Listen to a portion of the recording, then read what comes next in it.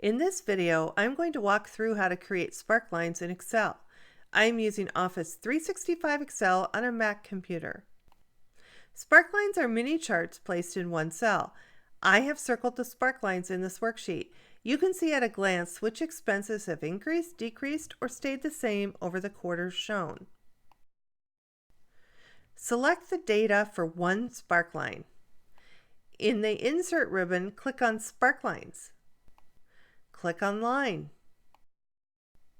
Select where to place the sparkline. And you have your sparkline. Copy the cell containing the sparkline down to the rest of the cells for which you want a sparkline.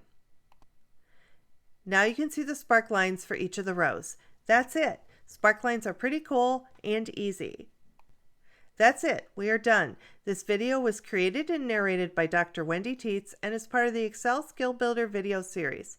See accountingisanalytics.com for additional faculty and student resources.